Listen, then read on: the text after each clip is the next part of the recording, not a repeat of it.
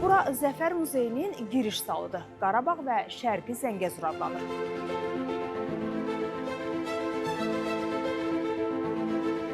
Zalın ortasında yerləşdirilən bu ağac isə işğaldan sonra yenidən dirçəlişi təcəssüm etdirir. Bu daşlar isə məhz Ağdamdan gətirilib.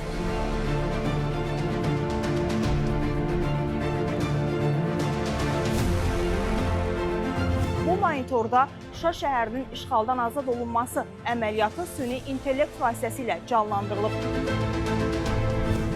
44 günlük vətən müharibəsinin hər günü ilə bağlı məhz bu xəritədən məlumat əldə etmək mümkündür.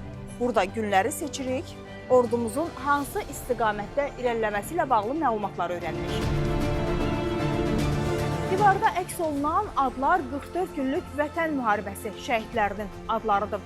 Buradakı QR kod vasitəsilə isə biz axtaracağımız şəhidin adının divarda hansı istiqamətdə əks olunduğunu tapa bilərik.